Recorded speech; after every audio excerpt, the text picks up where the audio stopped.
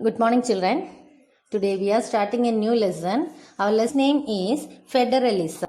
Our lesson's name is Federalism. You know that we have already studied the first lesson, power sharing. In that lesson, we have to discuss that how the power sharing. Here, you know that in the power sharing means the power among different levels of government is one of the major forms of power sharing in modern democracies. This thing we already studied in the first lesson. Here, it is the most commonly. In this lesson, we want to study the federalism. Federalism, that is describing in some general terms.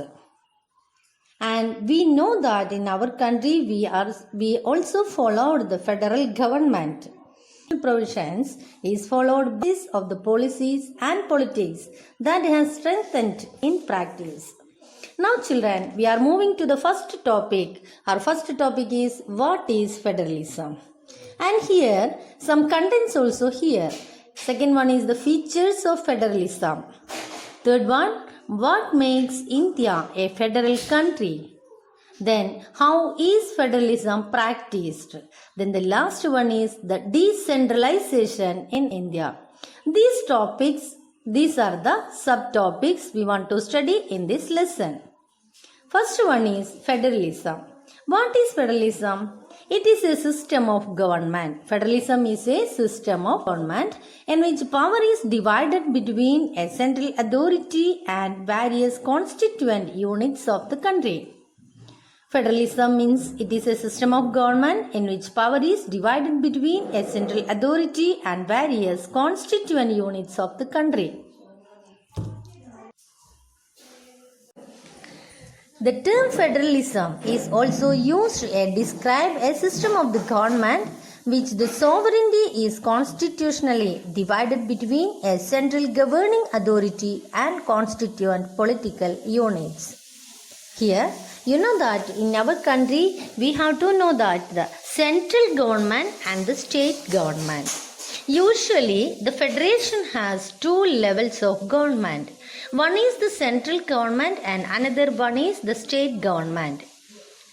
Here, the first one, that means the central government, that is usually responsible for a few subjects of common national interest. The second category, that is the state government, that is only look after the states much of the day-to-day administering of their states. And federations are contrasted with unitary governments. Under the central government, either is only one level of government or the sub-units also there. The central government can pass an orders to the provincial or the local government. But in the federal system, the central government cannot order the state government to do something. The state government has powers of its own for which it is not answerable to the central government. Children, now we want to discuss about the key features of federalism. There are first key feature of federalism is that there are two or more levels of government. The second one is different tiers of government. Different tiers of government govern the same citizens, but each tier has its own jurisdiction. And this jurisdiction in specific matters of legislation, taxation and administration.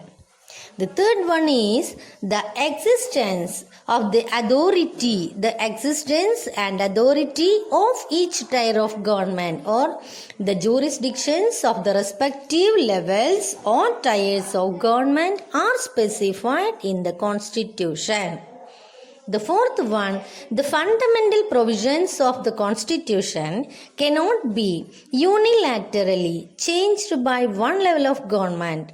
Such changes require the consent of both the levels of government.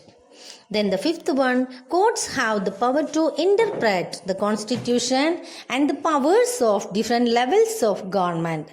The highest court act as an umpire if disputes arise between different levels of government in the exercise of their respective powers. Then the sixth one is sources of revenue or the taxes. So, these sources of revenue for each level of government are clearly specified to ensure its financial autonomy. Then the last one, the federal system has dual objectives. The first one is to safeguard and promote unity of the country, and the second is to accommodate the regional diversity. These are the key features of federalism. Children, now here the exact balance of power between the central and the state government varies from one federation to another. So that's why we want to discuss about here the two types of federation. One is the coming together federation and another one is the holding together federation. First we want to discuss about the coming together federation and what are the features of coming together federation. Here the coming together federation, the independent states coming together on their own to form bigger unit. And second one, it increased the security by pooling sovereignty and retaining identity. The third one, all constituent states have equal power. Then some examples also here. USA, Switzerland and Austria have the coming together federations. Now, the second one, that is holding together federation. In the holding together federation, the large country decided to divide power between constitutional units and center. Second one, center is more powerful, that is the states. Then third one is constituent units of federation have unequal powers. Then some of the examples also there. Here the examples are India, Spain and Belgium. These are the examples of the holding together federation.